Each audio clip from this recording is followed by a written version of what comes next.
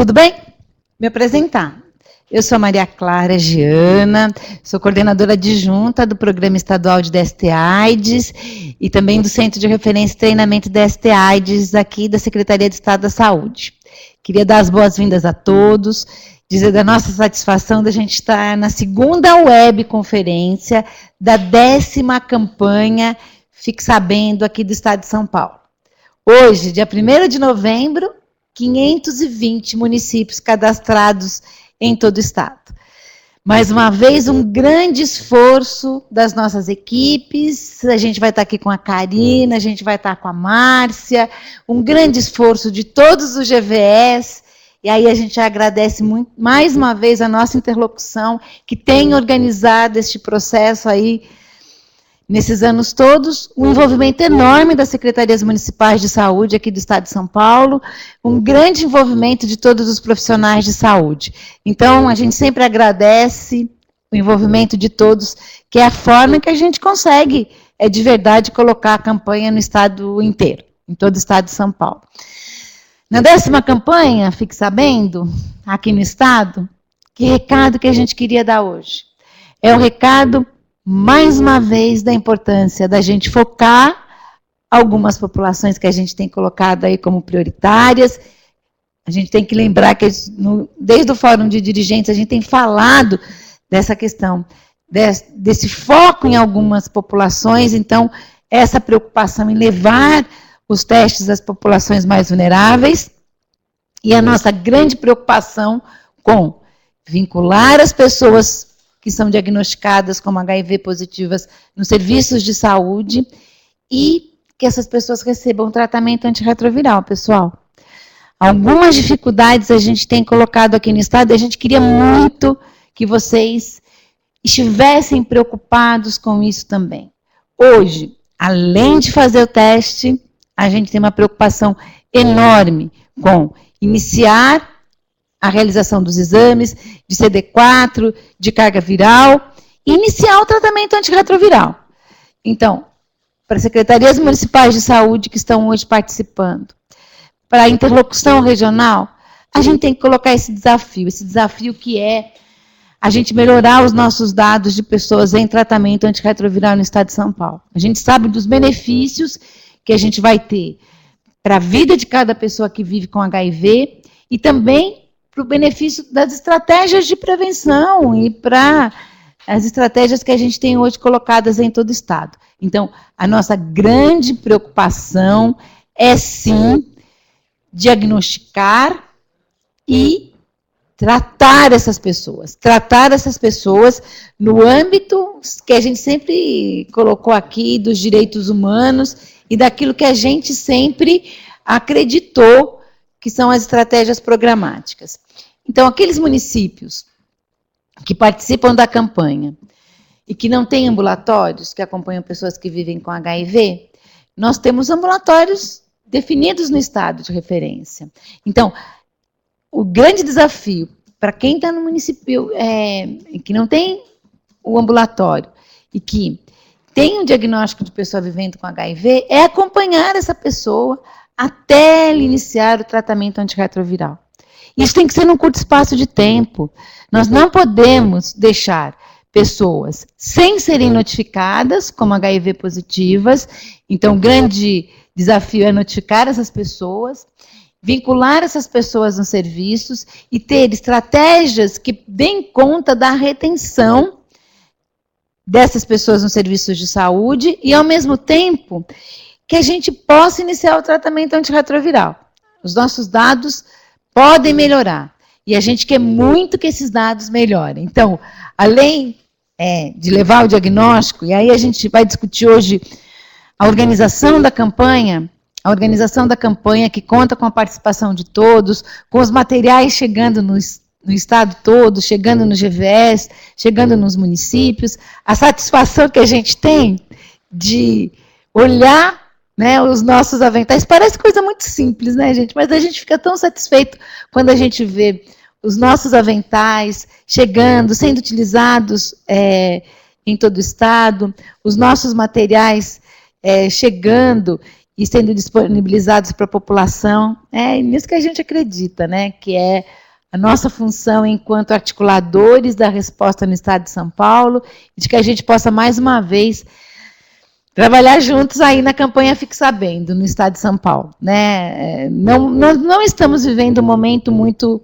tranquilo, no que diz respeito ao SUS, no que diz respeito à situação do país. Organizar uma campanha como essa, contando com a participação de todos, tentando articular com as não governamentais no Estado como um todo, é uma garantia, inclusive, da ampliação das nossas ações. Eu não preciso estar dizendo aqui isso, eu acredito, a gente sempre falou disso, né?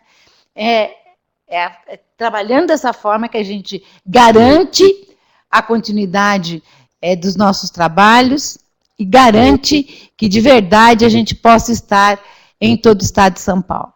Então, mais uma vez, agradecer as nossas equipes, agradecer a Karina, agradecer a Marcinha, agradecer a toda a equipe do CRT pelo trabalho, pela organização da campanha, agradecer aos interlocutores regionais. A gente sabe de todas as nossas dificuldades, nós não precisamos falar das nossas dificuldades aqui, mas agradecer demais aos interlocutores regionais, aos diretores de GVE, por mais esse trabalho que a gente tem realizado, agradecer às secretarias municipais de saúde, o envolvimento de todos, e agradecendo a você, profissional de saúde.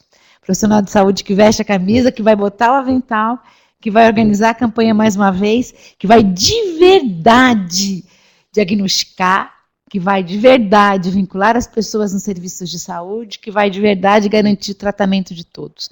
E que vai de verdade fazer isso naquilo que a gente acredita, naquilo que a gente sempre acreditou, que é a garantia dos direitos das pessoas mais afetadas pela epidemia e, ao mesmo tempo, a garantia de direitos das pessoas que vivem com HIV aqui no Estado de São Paulo.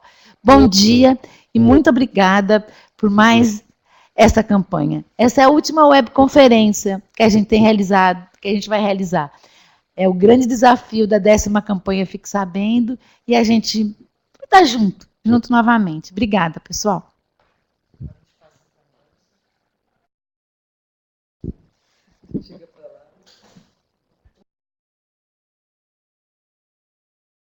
Obrigada.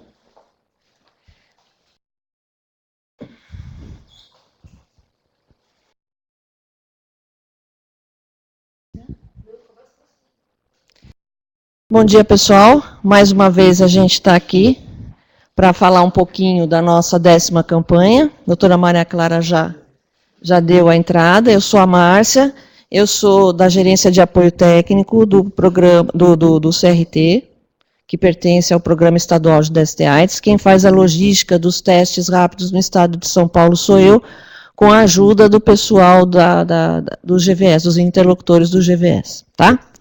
Então, vamos lá. A minha apresentação, por favor.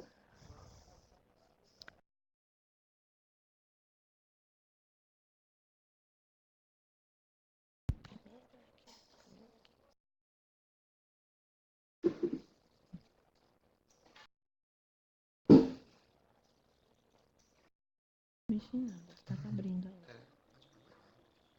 Está mais doida. Mudou o quadro criativo.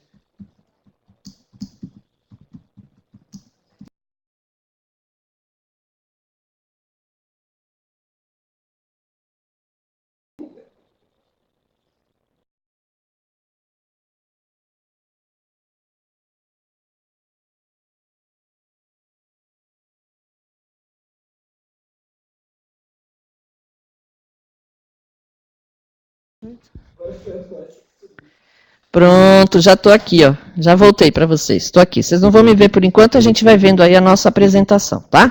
Então, voltando a falar um pouquinho dos testes da campanha.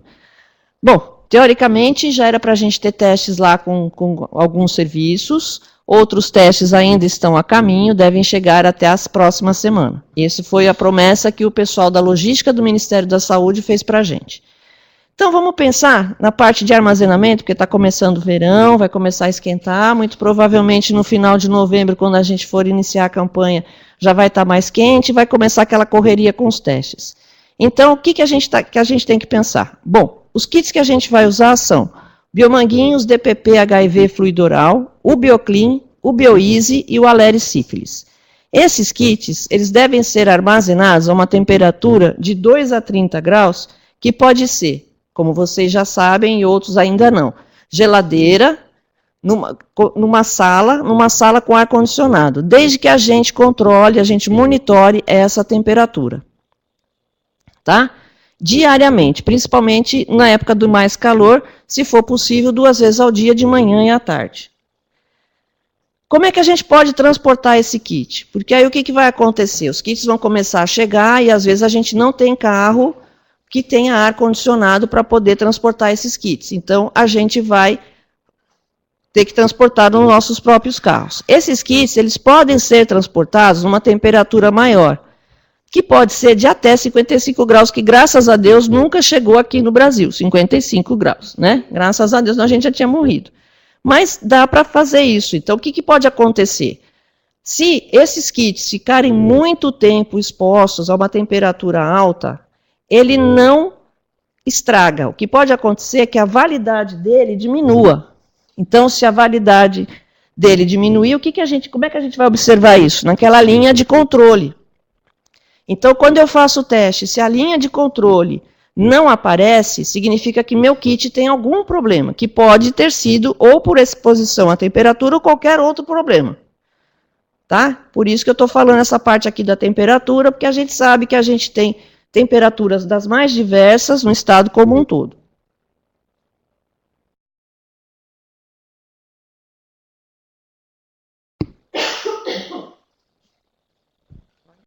Desculpa. Só que tem uma coisa, a gente não pode congelar os nossos testes. Quando a gente colocar os testes na geladeira, a gente tem que tomar o cuidado para não encostar nas paredes, nem laterais, nem na parede do fundo, porque aí sim a caixa pode congelar. E se congelar, a gente perde o teste sim. Aí não tem como fazer. Aí a gente acabou de perder uma caixa, perder um kit e tudo. Tá? Se eu for fazer uma atividade extramuros, o que eu posso fazer? A gente pode levar os nossos testes aonde? Nas bolsas que vão chegar. Nós pedimos bolsas, nós vamos ter bolsas térmicas sendo distribuídas. A Karina está informando que já devem ter chegado essas bolsas e a gente pode transportar dentro da nossa bolsa térmica. Se a temperatura estiver muito alta e a gente for ficar muito tempo com os kits dentro da bolsa, podemos colocar um Gelox lá dentro. Só que a gente tem que tomar o cuidado para não colocar o Gelox em contato com a caixa. Por quê? Porque pode congelar também os kits e congelar o tampão e tudo mais. Então, se a gente for colocar um Gelox, sempre separar ele com alguma coisa. Um papelão, alguma coisa grossa, para que o Gelox somente mantenha o ambiente frio, sem entrar em contato com a caixa ou com o tampão. Beleza? A gente já falou isso da outra vez, mas tem mais gente agora entrando de outros municípios, então o que a gente está recomendando é fazer o teste de HIV pelo método do fluido oral. Mas podemos também fazer pela punção digital ou usando o tubo. Mas a gente está recomendando que seja através do fluido oral, tá?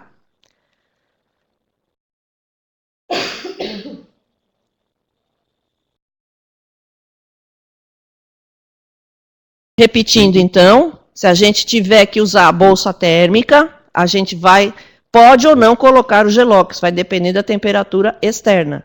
Se a gente resolver colocar o Gelox, lembra de não colocar direto em contato com a caixa do kit para não congelar.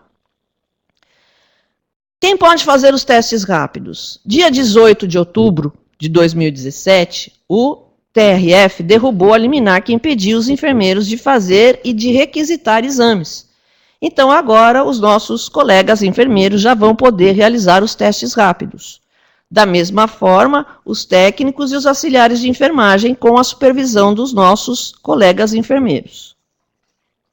Vamos comemorar isso. A doutora Maria Clara está gritando aqui, ó. É que eu sou mais séria, né? Então, eu sou uma pessoa mais séria.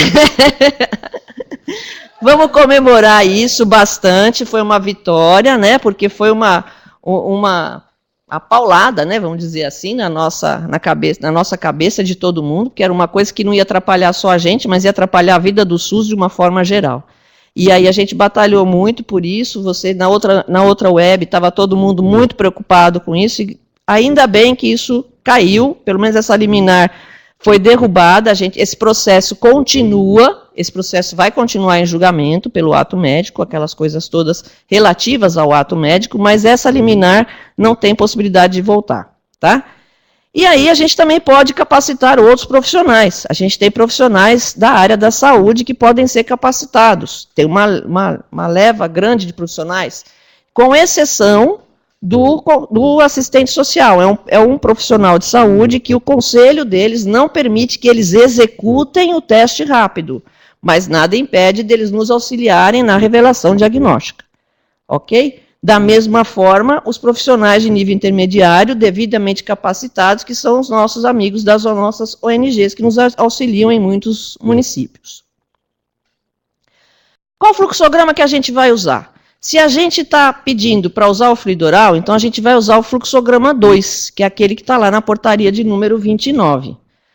Então, o teste 1 vai ser o teste de fluido oral, que é da marca Biomanguinhos, DPP HIV, fluido oral. O teste 2 vai ser o teste de punção digital, que é o BioEasy, neste momento. Tá? Se faltar o teste 2 na minha unidade, como é que a gente vai fazer? Não mudou aí? Só mudou aqui para mim?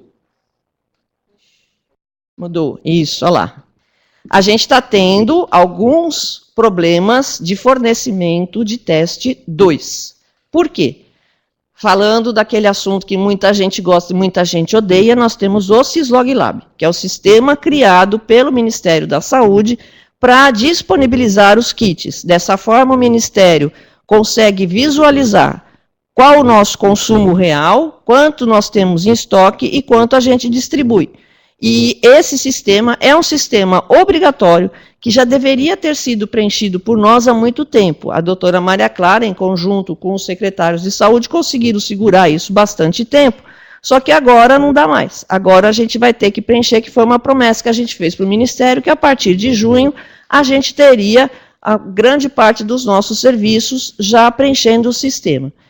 Enquanto isso, o que o Ministério está fazendo? A conta que o Ministério faz é quanto a gente consome, quanto a gente tem estoque e quanto a gente está pedindo. Se eu consumo pouco e tenho muito em estoque e peço muito, eu não vou receber, que é o que está acontecendo. Antigamente, a gente tinha a possibilidade de ter uma caixa do segundo teste em cada unidade nossa de saúde. Hoje, isso não está sendo mais possível, mesmo porque a gente também tem observado que, às vezes, essas caixas do segundo teste acabam vencendo nas unidades e ninguém nem lembra de trocar ela para fazer como primeiro teste. Por quê? Porque a gente não tem o número de positivos em algumas unidades. Então, a gente vai ter que saber dosar isso de uma forma um pouco mais acertada. Então, se faltar teste 2 no meu município, o que a gente vai ter que fazer? A gente vai ter que encaminhar esse nosso paciente para um outro serviço para elucidação diagnóstica. E vai ter que encaminhar de forma de que a gente encaminhe pela mão e leve ele até a nossa unidade. Não basta indicar a unidade, né? A gente tem que levar ele pela mão, para não perder essa pessoa. Como a doutora Maria Clara já falou, que a gente está perdendo algumas pessoas aí nesse vínculo aos serviços, tá?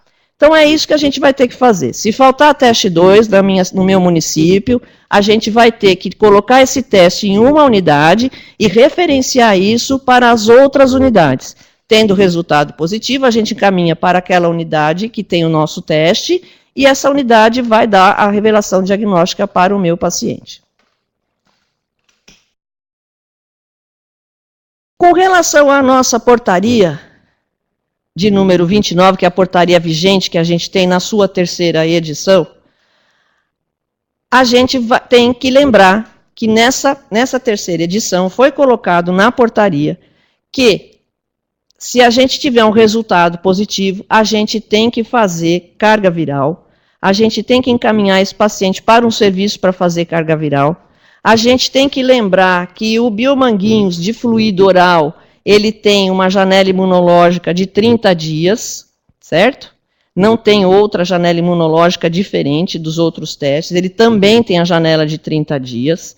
A gente tem que lembrar que se o fluido oral for positivo, eu vou ter que fazer o meu teste 2 pela punção digital.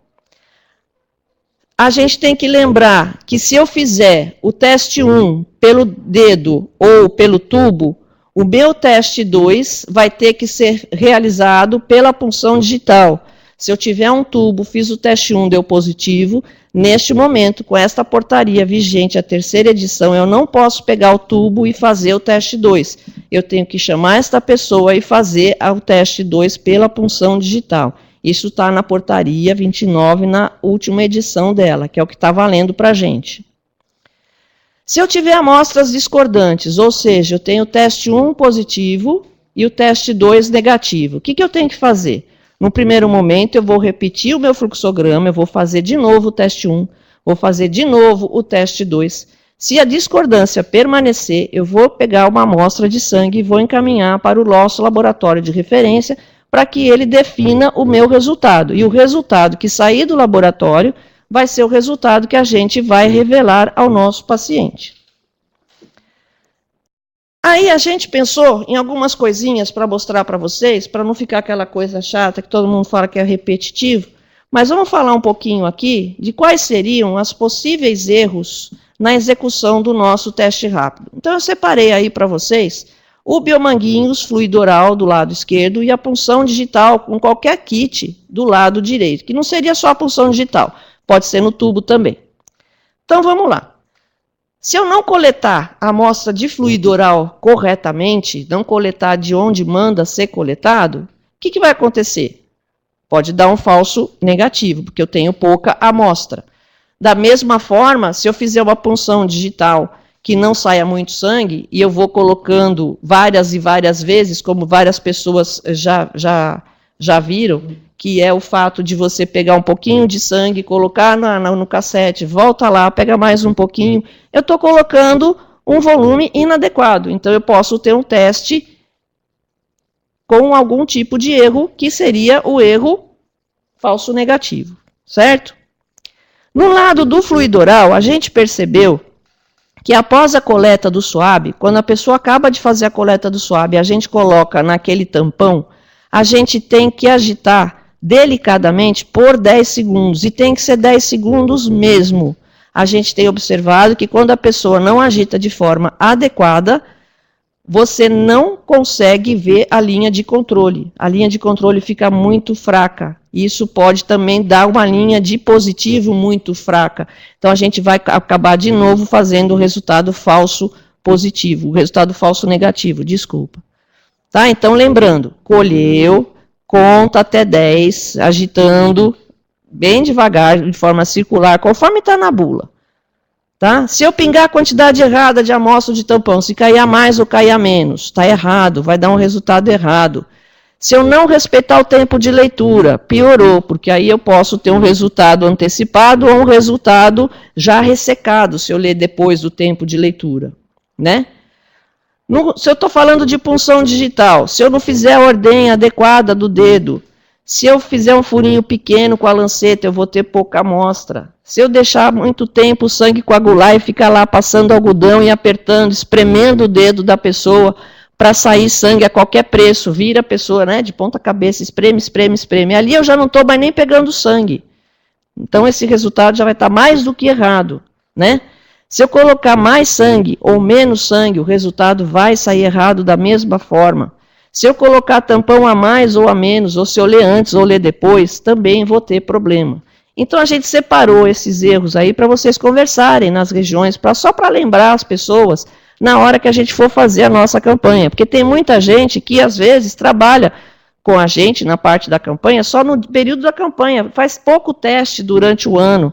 Então, às vezes, não lembra. Vamos relembrar essas pessoas, elas foram capacitadas, mas vamos só relembrar. Só para a gente não ter problema de erro. A gente percebeu muito isso que eu falei para vocês do fluido oral. Se a gente não homogeneiza os 10 segundos, a linha do controle e a linha do positivo ficam muito claras e você tem que ficar repetindo o teste ou de você dar o resultado falso negativo. Tá bom? Falando um pouquinho do laudo, a gente já falou da outra vez, mas vamos só relembrar. O nosso laudo, ele tem que ter... A gente tem que o nome do T1 e o nome do T2, certo? A gente tem que colocar, se for amostra reagente para HIV, eu tenho que escrever amostra reagente para HIV. O laudo tem que incluir qual foi o fluxograma que a gente está utilizando. Eu não posso mais escrever de acordo com a portaria 29. Eu tenho que escrever resultado definido com o fluxograma 1, 2, 3, 4, 5 ou 6, que são os fluxogramas que tem na portaria.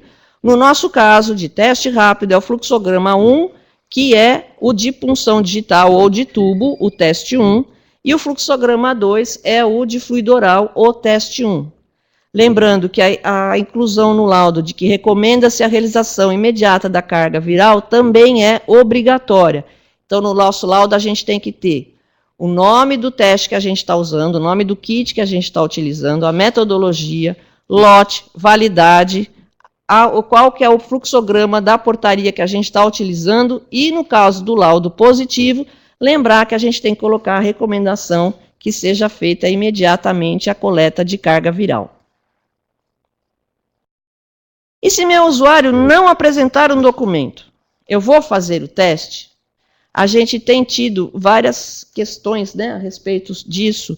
E é assim, gente, a gente, com o teste rápido na rua, a gente faz o teste da pessoa, lembrando que ela não apresentou um documento. O que a gente vai fazer? Ou a gente, no nosso laudo, ou eu coloco um carimbo, ou se é um laudo impresso, eu já levo com a marca d'água que eu estou escrevendo a caneta. Eu tenho que fazer alguma coisa no nome da pessoa para que não haja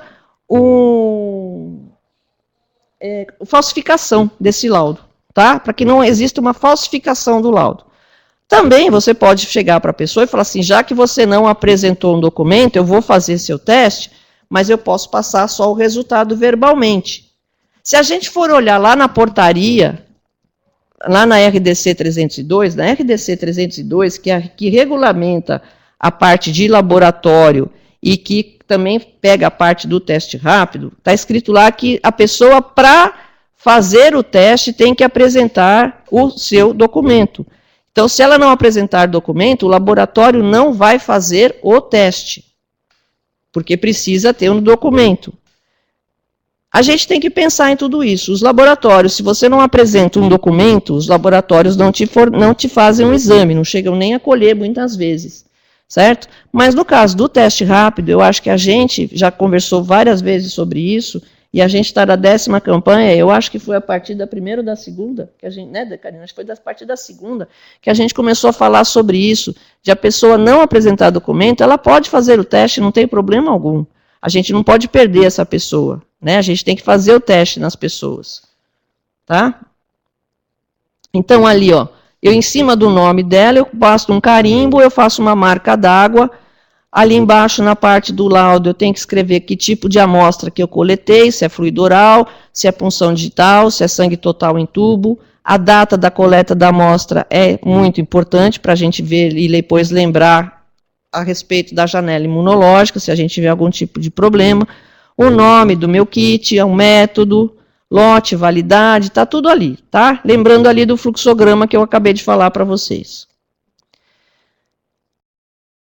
Se vocês precisarem de algum tipo de documentação, a gente já colocou lá na nossa página no TRT, que está ali o link para vocês acessarem, na parte no botão do teste rápido, vocês vão ter os modelos de documentos e laudos disponíveis. Ou então nesse link aqui, ó, que vai direto lá para modelos de laudos. Tá bom? Eu acredito que seja isso que eu tinha para lembrar para vocês. Eu estou à disposição de vocês para as perguntas. A chegada dos kits eu já coloquei para vocês, os kits devem chegar até a próxima semana. Essa foi a promessa que o Ministério da Saúde fez para a gente.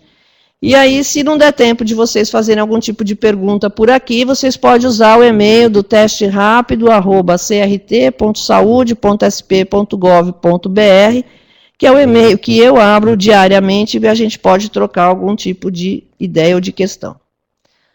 Tá bom, então, gente? Eu acho que era isso que eu tinha para passar para vocês. Agora a Karina vai colocar para vocês a parte do restante da campanha e eu estou por aqui. Se quiserem fazer alguma pergunta, eu vou respondendo aqui no chat. Oi, gente. Mais um minutinho. Tudo bom? Agora a gente vai dar continuidade. Eu sou Karina, coordenadora da campanha, junto com a Márcia, e vamos falar hoje, né, como a Maria Clara apontou, acho que a gente vai, só quero reforçar essa questão, quer dizer, obrigada pela participação de vocês nessa web, mas mais do que isso, né, a gente está comemorando a realização da 10ª campanha, são 10 anos nessa batalha, a gente sabe que cada ano é um desafio novo, principalmente esse ano, como a Márcia colocou, a gente sabe, está tendo dificuldades extras, né, o nosso SUS ameaçado, então a gente sabe que fazer campanha, dentre outras coisas, não está fácil, mas por isso mais a gente valoriza o cadastro de 520 municípios até o momento, né? Eu ainda tenho, ainda estou aguardando o cadastramento de mais 50, que é o que a gente tem mantido nos últimos anos, alguma coisa em torno de 570, 580 municípios participando. Neste momento, pela manhã, a gente tinha 520 municípios cadastrados, né? Hoje a gente vai falar, então, um pouco sobre um aspecto do resultado da campanha do ano passado que vai interferir neste ano e algumas questões operacionais do monitoramento, da realização da campanha, tá? Então, eu vou passar para a minha apresentação e vocês, por favor, vão registrando suas perguntas ali no chat, tá? Vamos lá? Agora, compartilhar a minha tela. É isso, né? Tem que buscar. Já está. Já.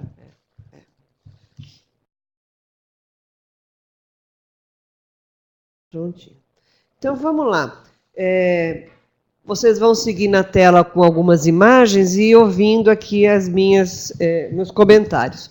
Primeiro comentário é que esse ano a campanha ela vai do dia 27 de novembro ao dia 1º de dezembro, mais um fim de semana. E por que é que a gente não especificou anterior ou posterior? Porque cada município vai escolher, né? A gente gostaria que cada município escolhesse um final de semana para abrir alguma unidade ou fazer uma atividade extramuros, para promover mais acesso àquelas pessoas que não têm condição de serem testados nos nossos serviços durante a semana, por conta do horário, então, que promove muita restrição de acesso para aquelas pessoas que trabalham, que não podem sair para frequentar as nossas unidades e fazer seu teste durante a semana, nos horários que a gente dispõe, no horário comercial. Então, a gente recomenda fortemente que a gente faça a campanha no final de semana, 1 dia, 2 dias, e divulgue bastante para essas pessoas que precisam fazer o teste e não têm acesso no horário comercial. Antes de falar da campanha desse ano, eu quero apontar um aspecto da campanha do ano passado, né? Vocês receberam, quem participou recebeu um relatório geral, mas eu queria destacar um aspecto dos casos reagentes da campanha. Para começar a falar disso, eu vou dizer que das 110 mil pessoas que realizaram os testes de HIV o ano passado, foram digitadas 70% destes, que são mais ou menos 77 mil fichas de atendimento.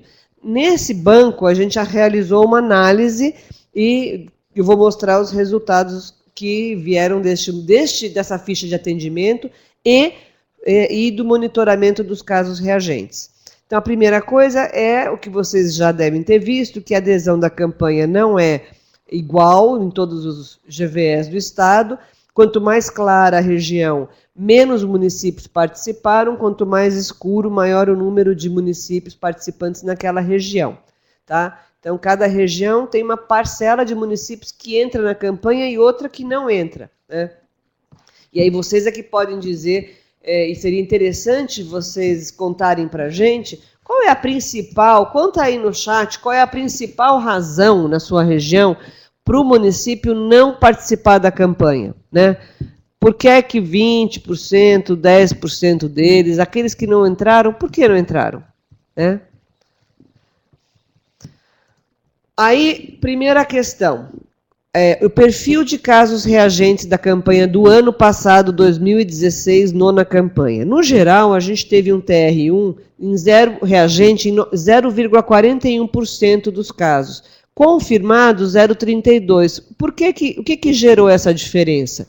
Duas coisas. Testes discordantes, mas também temos casos de teste 2 não realizado, o que para a gente é muito complicado, tá? Então, esse teste 1 foi reagente, criou uma suspeita, né, gerou uma suspeita de infecção por HIV, e a gente tem casos em que a gente não tem registro, não tem informação sobre a realização do T2, muito menos da carga viral, né, Marcinha? Então, isso é um primeiro alerta para esse ano. Ter um reagente deve ser realizado o T2, ou naquela unidade ou na unidade de referência.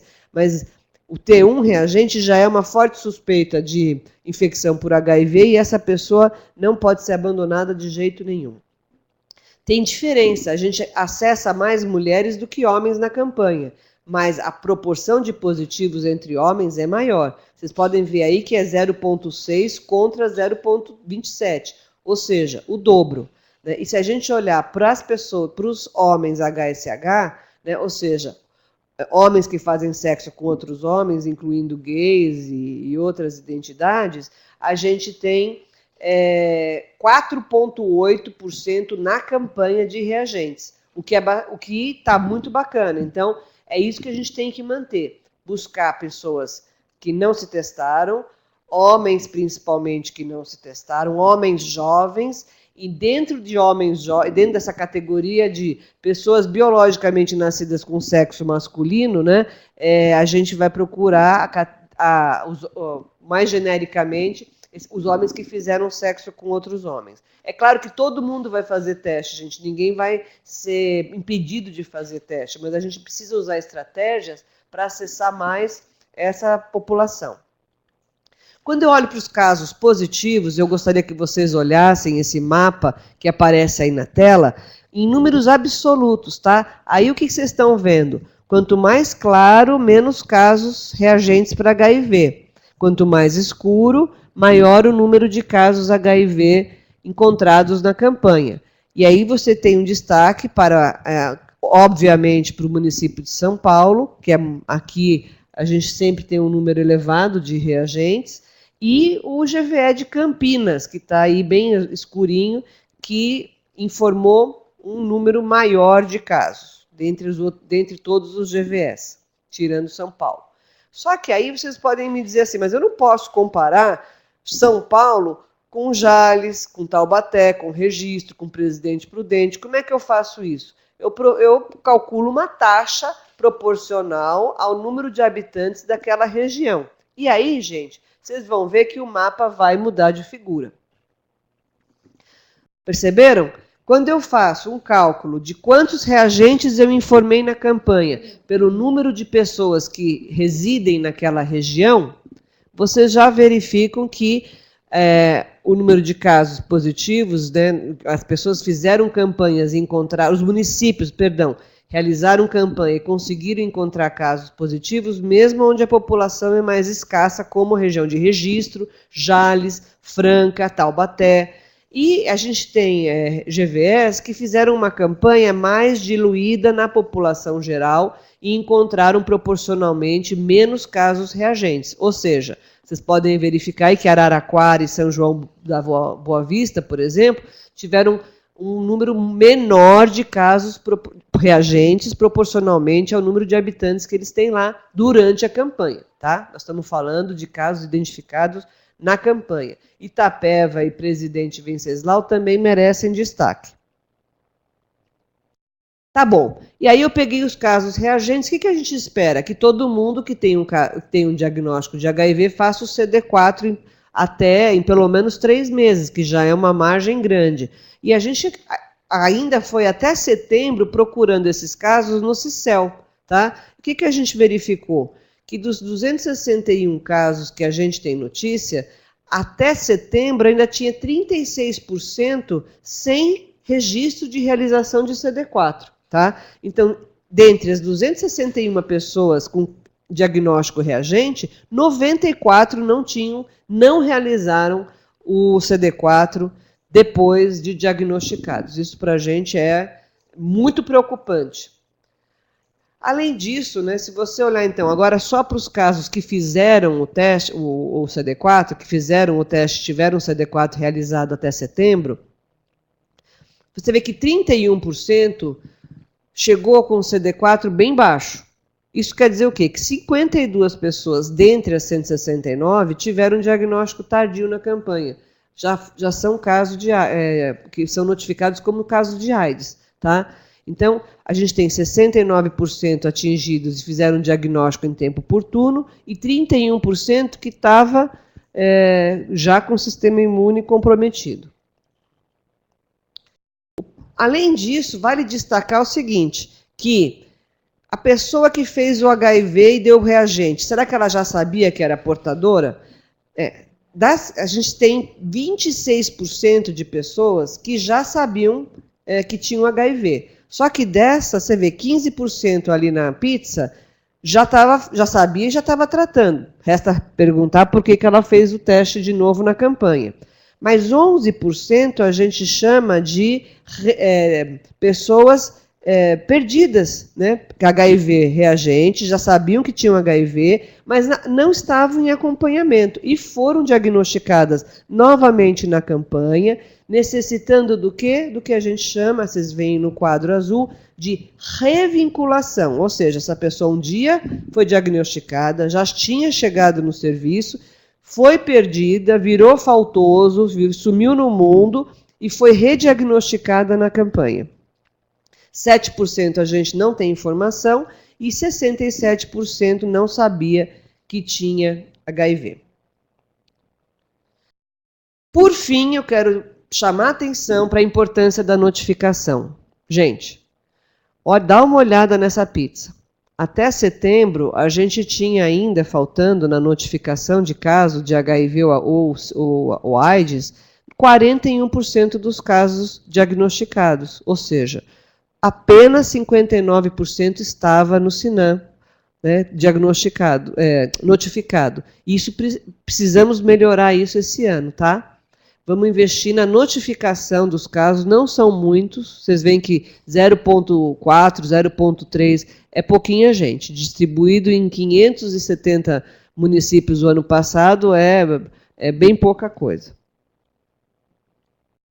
Esse gráfico mostra todas as oportunidades de perda, a gente não perde a oportunidade de mostrar isso para vocês e repetir, a gente sabe que está repetindo a apresentação desse gráfico, mas é para chamar a atenção de que são muitos os momentos em que a gente pode perder a pessoa no processo, tá? Então, usa aí, gruda isso na sua geladeira, põe isso na sua sala. Uma vez que você realizou o exame, uma vez que deu reagente no T1, essa pessoa vira uma pessoa VIP para o seu acompanhamento. Quem é que faz isso?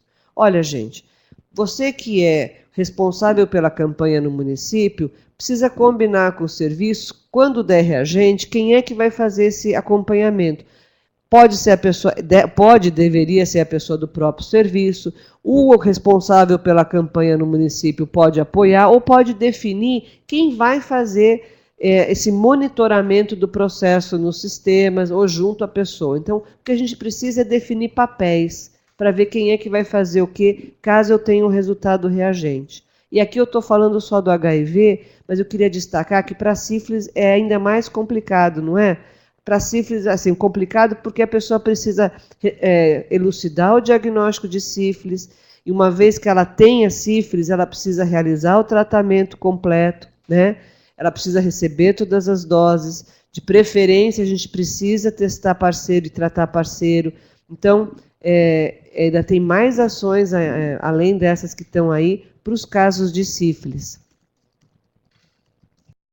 E aí, lembrando, gente, que eu vou falar em cima das perguntas que eu recebo, que são muito frequentes em alguns municípios.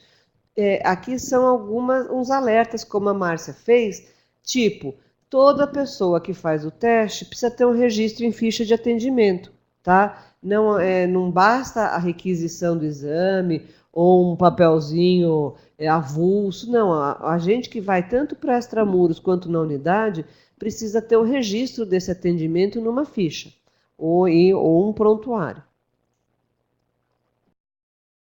Algumas coisas a gente melhorou na ficha, como, por exemplo, a permissão de contato, que hoje a gente precisa para realizar os trabalhos de vinculação e de tratamento, tanto do HIV como da sífilis, né? Então, a gente mudou um pouquinho a cara da permissão de contato na ficha, melhorando o espaço, e incluiu uma mudança importante na questão do uso de drogas. Então, na questão de uso de drogas, muita gente reclamou, e aí a gente melhorou essa questão, colocando da seguinte maneira.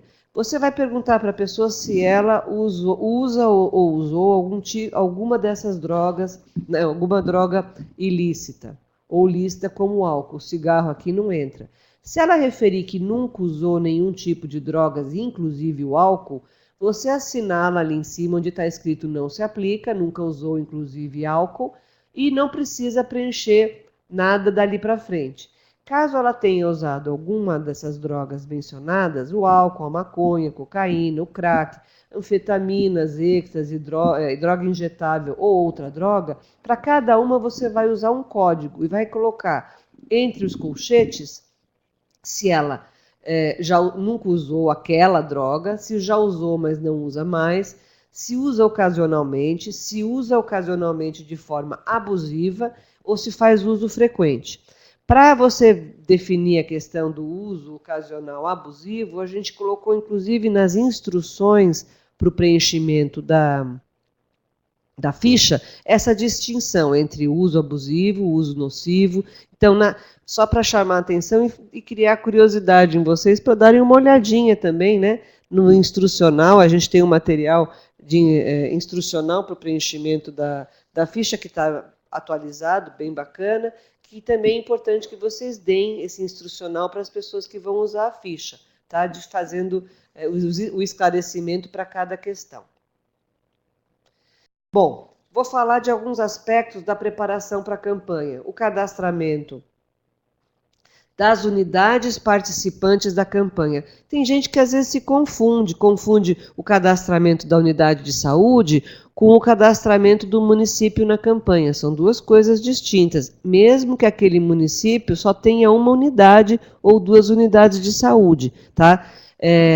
As unidades que vão participar da campanha, principalmente estas, podem utilizar este link que tá já está nessa página, já está em destaque aqui, para, inclusive, informar os horários que vão abrir, se for diferente, nos dias da campanha. Então, você vai ter um espaço no cadastramento para informar o horário de atendimento, se for diferenciado ou não, nos dias da campanha, inclusive no final de semana, tá?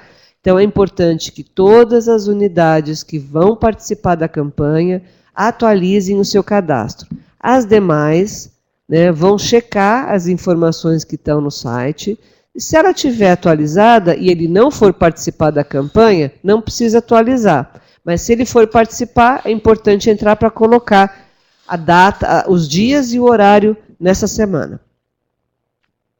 Além disso, gente, todos os municípios cadastrados já estão recebendo um passo a passo, e é importante que vocês digam para a gente nesse formulário quais são as atividades extramuros que vocês vão fazer. Vocês vão para a praça, vocês vão para uma empresa, vocês vão para a zona rural, vocês vão colocar um trailer na rua, vocês vão na noite para uma festa, para onde vocês vão? Né? Vocês vão fazer atividades fora das unidades de saúde, qualquer local fora da unidade de saúde é considerado uma atividade extramuros e a gente gostaria que vocês preenchessem o formulário de atividades extramuros para a gente poder, inclusive, divulgar na mídia televisiva, na mídia impressa e vocês também regionalmente. Lembrando da participação das ONGs, onde há ONGs que realizam teste, ou há ONGs que vão junto com o município, divulgando a campanha, divulgando a realização de testes, ou fazendo atividades de prevenção sem testagem, mas que são parceiras. E a questão da SAP, gente, porque as unidades da administração penitenciária, os presídios, os CDPs, eles estão dentro dos municípios. E eles não fazem cadastro próprio, tá, para a campanha. Eles entram no bloco de unidades que participam da campanha dentro do município ao qual eles pertencem. Então, essa relação da responsável pela campanha com as unidades da administração penitenciária que participarão da campanha é imprescindível, tá? O responsável pela campanha precisa fazer contato e vice-versa, para inclusive no monitoramento incluir os testes realizados nessas unidades como testes produzidos no seu município, ok? Não esquecer de estabelecer os fluxos de referência, né, para a campanha, tanto para sífilis quanto para HIV, tá? E promover a distribuição de materiais para a realização de campanha em todas essas unidades que vão participar, tá? Então, nesse momento é importante priorizar a distribuição das sacolas, das bolsas térmicas e do material para os municípios que vão realizar a campanha, priorizando esses municípios. Está aí o material, esse é o material. Esse ano a gente vai ter cartazes, folders, e a novidade são as camisetas, né? As camisetas, por solicitação de vocês, a gente incluiu esse ano, e elas têm muitos tamanhos, elas vão do P ao Extra GG, ao GG Extra, vamos dizer assim. O que vai gerar uma dificuldade na logística de distribuição desse material. Mas a gente tem, então, 21 mil camisetas sendo distribuídas em todos os tamanhos, P, M, G, GG e Extra GG. Tá? XGG. E os jalecos, os 20 mil jalecos. Então, isso deve chegar para vocês nesses próximos 15 dias. Fiquem atentos, a gente vai informando sempre que a empresa passar para a gente o cronograma. As licitações correram beleza, tá? Não tem nenhum problema nesse sentido. Agora, basta que as empresas cumpram os prazos determinados no processo.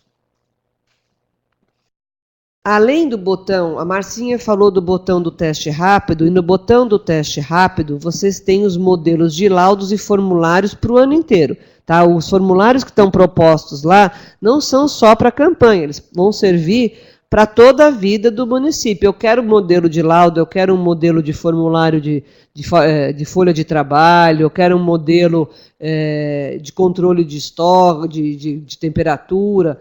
Os documentos necessários e formulários estão lá no botão do teste rápido, e aqui no botão do Fique Sabendo, a gente tem o material mais voltado para a campanha. Então, materiais, se vocês quiserem pegar o layout dos materiais para fazerem download, produzirem localmente, fazerem banners, fazerem um outdoor, todas as artes estão ali dentro, os formulários, para download, para impressão, links para gravação da web, links para os PPTs da web. Então, esse é o botão que vocês precisam abrir na página do CRT.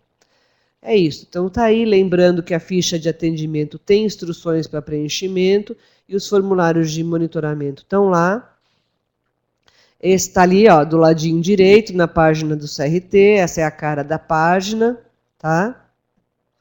E alguns prazos, gente. Acho que vocês vão ter esse material, eu não vou me estender, mas vocês têm 2 prazos. Um é o do dia 6 de dezembro, para as informações mais básicas e gerais, e o outro é 31 de janeiro, para digitação de ficha, que pode ser estendido, mas também, principalmente 31 de janeiro, para o monitoramento dos casos reagentes de HIV e de sífilis. Aqui é a cara do formulário 1, nada mudou. Então, até o dia 6 de dezembro, vocês vão dizer quantos dias vocês fizeram o teste, quantos testes vocês fizeram de cada modalidade e quais o número de casos reagentes que vocês tiveram. Simples assim. E o formulário 2 e 3, que muita gente pergunta, ele é um primeiro perfil, né, que vocês vão ter no município, que vão ter por faixa etária, por o sexo das pessoas, sexo biológico ao nascer, e o número de gestantes, primeiro teste na vida entre pessoas biologicamente do sexo masculino e feminino. Aí você tem, principalmente até o dia 31 de janeiro, para informar o acompanhamento dos casos. Deu certo a matrícula na referência do HIV? a pessoa terminou seu tratamento de sífilis? Aí, uma coisa importante, gente, no formulário de monitoramento houve alterações, tá? A gente diminuiu o perfil da pessoa diagnosticada para não confundir com a ficha de atendimento, né? Nós vincularemos essa ficha de monitoramento à ficha de atendimento e o que eu quero mostrar para vocês principalmente é o controle da conclusão do caso. Então, não vai mais, a gente não destacou se vinculou, se não vinculou, a gente criou situações de acompanhamento possíveis. Então, eu vou ler com vocês para que vocês vejam se vocês conseguem entender essa questão. Cada caso reagente vai ter para HIV a seguinte situação: diagnóstico de HIV confirmado e foi encaminhado e matriculado na referência. Isso para a gente é padrão VIP, padrão ouro, é isso que a gente quer, que todo mundo esteja encaminhado e matriculado. 2. A pessoa teve o diagnóstico de HIV confirmado, mas não foi encaminhado e matriculado, ou seja, perdi essa pessoa. 3. Está aguardando confirmação do diagnóstico. Tá, fiz o T1, mas ainda não fiz o T2, não fiz carga viral, está aguardando confirmatório. 4. Já sabia que era portadora e está em acompanhamento no SAI, por isso que ela não foi encaminhada. Porque está tudo ok, ela só repetiu o exame na campanha. 5. Já sabia que era portadora, né? Mas está em acompanhamento no setor privado. Tá? Essa é uma informação que não havia o ano passado e que para a gente é importante saber se essa pessoa não foi encaminhada, porque ela já está em acompanhamento no setor privado. Já sabia que era portadora, mas atualmente não está em acompanhamento e não foi encaminhada ao SAI. Tá? Então, o item 6, ela não foi encaminhada, não está em acompanhamento, mas sabe que é portadora. Lembra? É um caso que necessita de revinculação. Tá? Já sabia que era portador e não foi acompanhado, não foi encaminhado. Tá? E não foi confirmado o diagnóstico de HIV. Tá? Não é portador, quer dizer, a pessoa teve, por exemplo, um caso discordante, fez a carga viral, deu não reagente, e a pessoa não tem HIV, então por isso que ela não foi encaminhada. O desfecho foi não tem HIV. E eu deixei um espaço para uma outra situação que a gente não tenha contemplado, para vocês escreverem aí para a gente, e no final vocês têm um campo aberto onde vocês explicam, olha, essa pessoa não foi encaminhada, não foi matriculada, porque vivia, por exemplo, tá, casos que acontecem, vivia em situação de rua e não foi reencontrada, né? Se negou a permitir o nosso contato, não quis o nosso contato, solicitou que não fosse buscada, e aí vocês vão detalhar o que aconteceu com cada caso. Beleza? Também esse ano a gente vai colocar as fichas para digitação. Então, as fichas podem ser digitadas até o carnaval do ano que vem, tá? E cada vez que o município termina de digitar, ele avisa e a gente manda o banco em Excel e as tabelas com o perfil da campanha, das pessoas atingidas. E eu quero voltar no município que ainda não se cadastrou, avisando vocês, gente, que a gente está prorrogando o prazo de cadastramento até 8 de novembro. Eu ainda tenho esperança que esses 50 municípios que não entraram esse ano possam entrar nessa próxima semana. Você que é interlocutor, conversa com os municípios da sua região, né? Veja aí o que está acontecendo, por que é que ele não se cadastrou, quais são as expectativas e problemas que ele está enfrentando.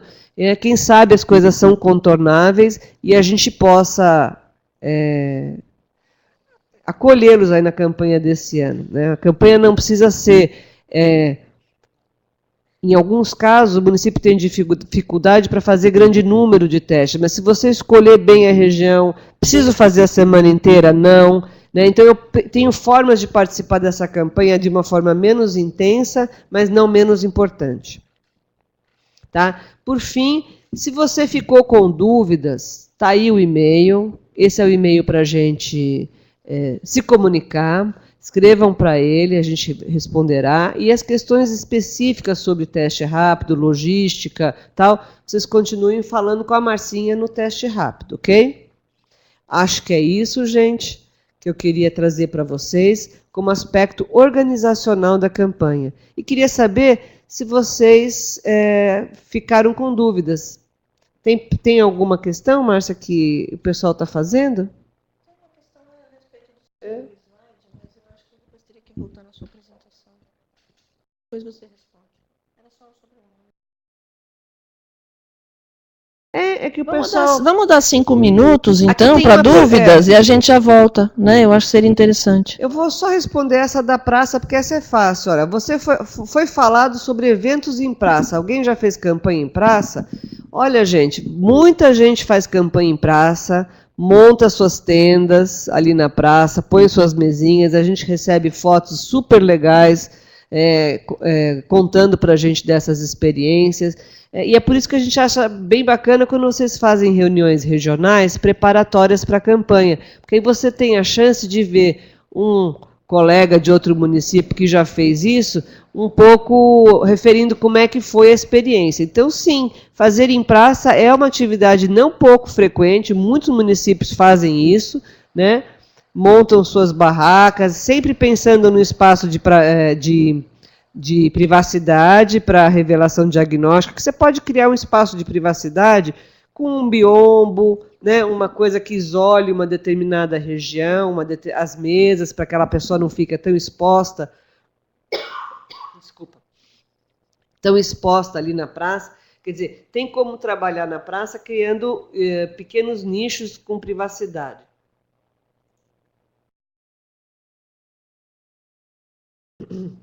Procura o GVE da sua região, que provavelmente o pessoal aí da sua região tem experiência em realizar essas atividades. O quê? Os impressos para registro diário. Olha, eles foram criados para tentar ajudar vocês, baseados muito nos impressos que a gente tem para realização de campanha de vacina. É que às vezes na unidade, para eu ter um resultado no final do dia, né, é mais fácil, eu já fazendo os pauzinhos na recepção, quanto à faixa etária, se é a primeira vez que a pessoa faz o teste, isso é mais fácil de eu compilar no final do dia do que pegar as fichas de atendimento. Então, você pode usar e pode não usar. Lembrando que é importante, ao final da semana da campanha, você saber qual é a faixa etária das pessoas que você acessou, e se era a primeira vez ou não que eles fizeram o teste, e se o resultado foi reagente depois, tá? Então, a ideia era que facilitasse, tá? Então, se você deixar esse papelzinho, que é o do informe diário na recepção, assim como fazem na campanha de vacina, você vai ter isso fácil para compilar no final do dia. Tá? E aí juntar no final da semana e ter o perfil básico para preencher o formulário, a informação do dia 6 de dezembro. E aí as fichas de atendimento, depois você vai ter para digitar até o carnaval, e a ficha de monitoramento do caso reagente, essa sim, acompanha a pessoa desde o momento em que deu T1 reagente em qualquer unidade. Tá? Então, deu T1 reagente, anexa o monitoramento e vai seguindo aquele caso. Ok?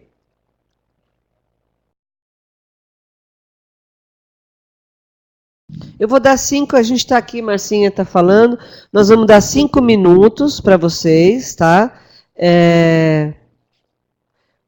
Já está aí gente falando que vai fazer na rodoviária, ó, preenche para a gente o formulário do Extramuros, tá? Para a gente poder fazer ampla divulgação aqui das atividades do Estado. Tá? A gente vai dar 5 minutos para surgirem mais dúvidas, e aí depois a gente encerra. Pessoal, no final da web vai abrir um questionário para vocês. É isso, William? Então, eu gostaria que vocês preenchessem a nossa enquete para saber quantas pessoas tem aí, para a gente ter uma ideia de quantas pessoas a gente atingiu, né, para a nossa campanha Fique Sabendo, tá? Por favor, preencham esse formulário. Um outro aviso que eu gostaria de dar, enquanto vocês vão pensando aí nas perguntas, semana que vem, a gente vai estar lá em São José do Rio Preto, dia 8, a gente vai fazer 2 turmas do Cislog Lab.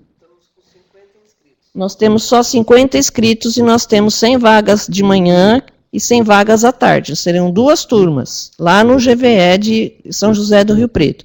Tem um formulário do FormSUS, a gente está fazendo nessa região de São José agora para atingir aquela região que a gente não consegue pegar, que é o pessoal de Rio Preto, de Jales, Araçatuba, Barretos. Então, por favor, divulguem o Cislog Lab, lembrando que é em cima do Cislog Lab que o Ministério está fornecendo os kits. Então, para a gente ter menos problemas na vida futura, a gente tem que aprender a fazer o Cislog Lab, tá bom?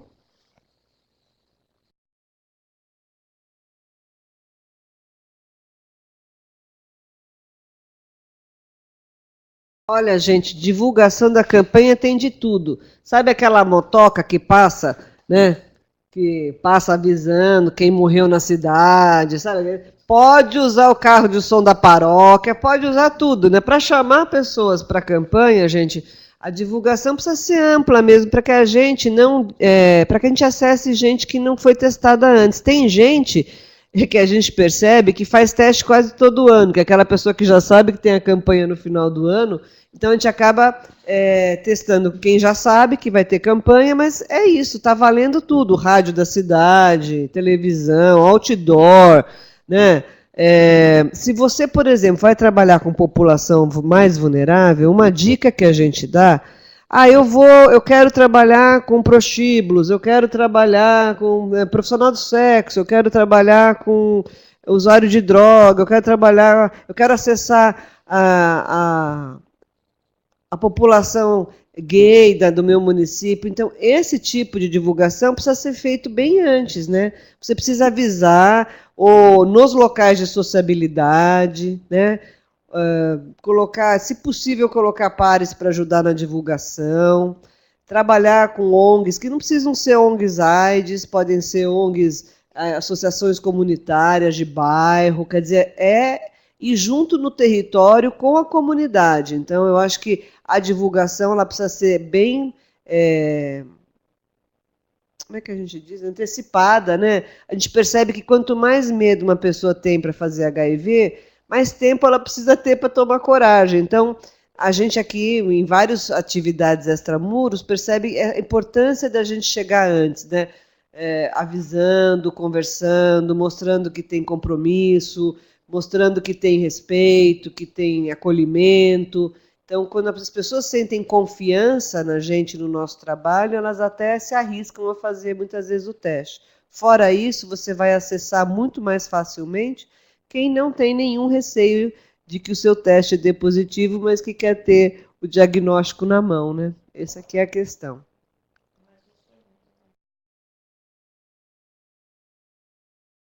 No dia 6, é isso mesmo, no dia 6, até o dia 6, porque a campanha em geral termina no dia 1, 2, 3, até o dia 6, vocês precisam informar a coordenação estadual nos links que a gente vai passar para vocês, o preenchimento do formulário 1, formulário 2 e 3, que é isso, que é o consolidado geral. De fato, pelo menos o número de testes realizados e quantos reagentes vocês tiveram no T1 ou no TR de sífilis ou no primeiro exame de sífilis, ainda que eu não tenha o confirmatório, tá bom?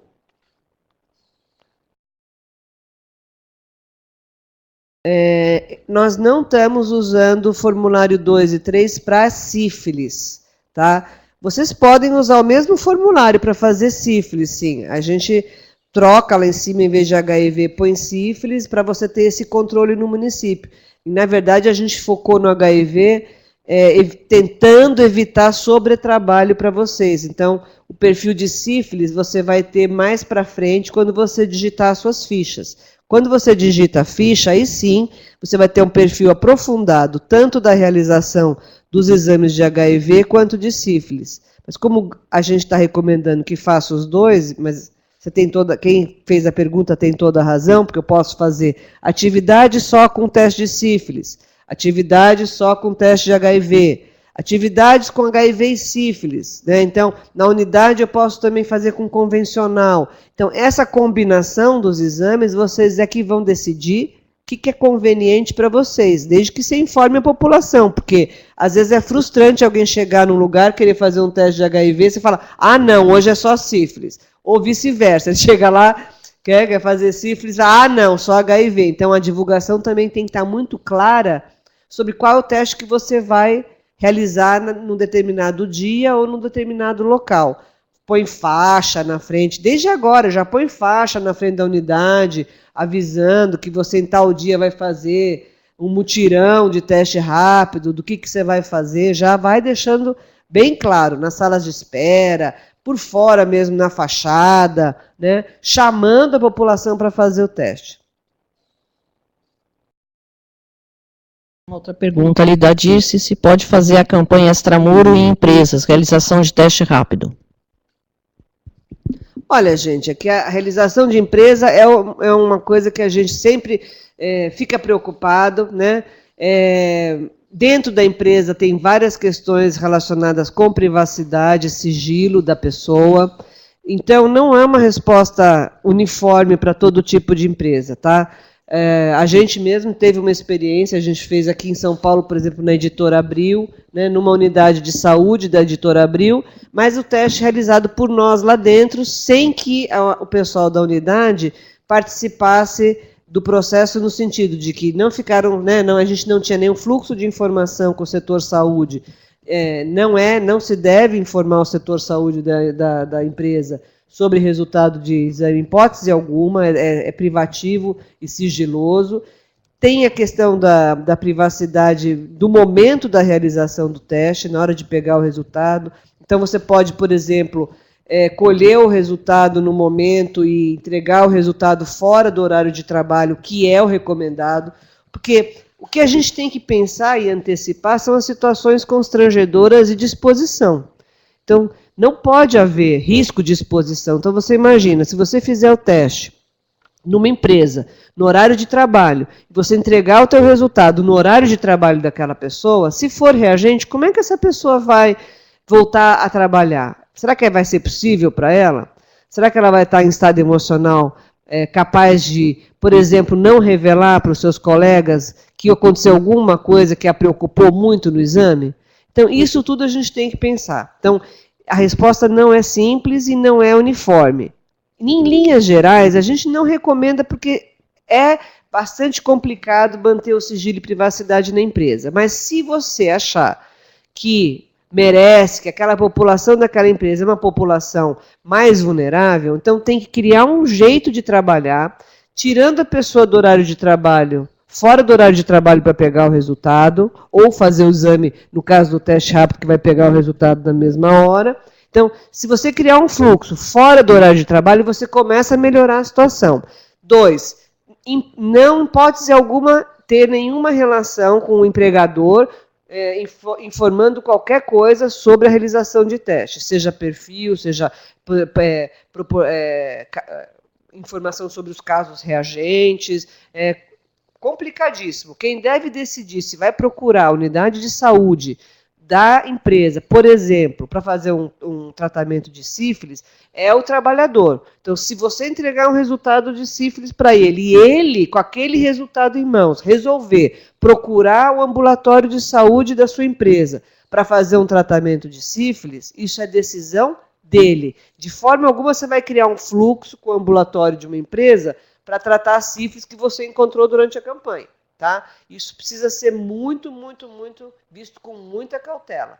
E também eu vou falar de locais de trabalho, empresas que são os prostíbulos, né, gente? Mesma coisa. Casa de prostituição é local de trabalho. Então, os mesmos cuidados que eu vou ter numa indústria, numa empresa qualquer na cidade, eu tenho que ter com as casas de prostituição do meu município, porque o empregador, né, se tiver um cafetão, uma cafetina, é complicado se ficar sabendo que tem HIV dentro da casa. A revelação para as colegas profissionais do sexo, complicadíssima, e para as travestis, que estão também na batalha, isso inclui todo mundo que está na batalha, tá? Então vamos tomar muito cuidado.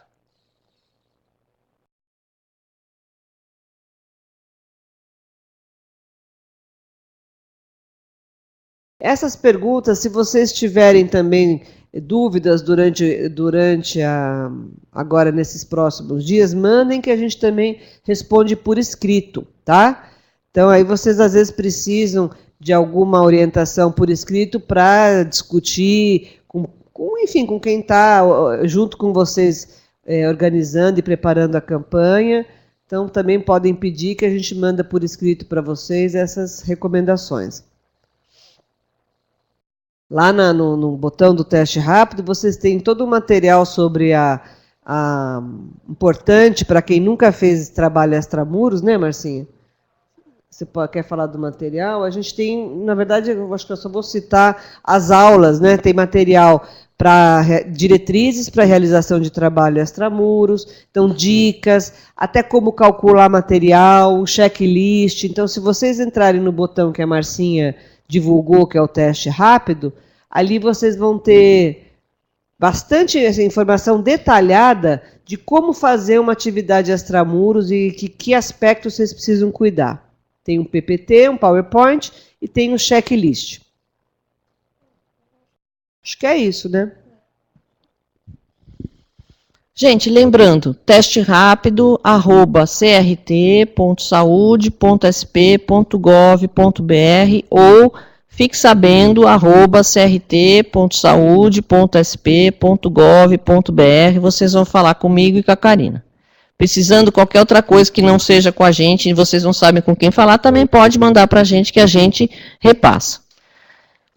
Gostaria de agradecer a presença de vocês por ser uma véspera de feriado. Eu sei que tem muita gente querendo ir embora, mas atingimos pelo menos o que eu estava olhando aqui durante a nossa apresentação, foram quase, no máximo, 80 pontos que a gente chegou, alcançou. Queria agradecer a vocês muito por estarem aqui junto com a gente nessa batalha da 10ª campanha. E vamos embora, vamos para a campanha, vamos ver o que a gente vai pegar dessa vez. Não deixe de preencher a enquete, tá? Agora, quando a gente estiver encerrando, vai aparecer aí no computador de vocês a enquete. Tem muita gente que acaba não preenchendo, mas isso é importante como um feedback para a gente da estratégia, da nossa avaliação anual. Então, é super importante que vocês façam conexão aí. Não sei, William, podemos deixar o download também para eles dos PPTs aí? Podemos? Então, também vão ficar disponíveis as apresentações, as duas, da Márcia e minha, aqui para vocês fazerem download na máquina de vocês. Vai aparecer aí na tela. Então, quem quiser já pega agora. E depois a gente também vai colocar lá no botão Web Conferências. A gente também disponibiliza as apresentações lá, e assim que eles mandam o relatório com o link, também o link da gravação. Então, se alguém ainda quiser acessar esse momento, esses esclarecimentos, vocês vão poder acessar posteriormente, divulguem aí na sua região, tá bom? Muito obrigada mesmo.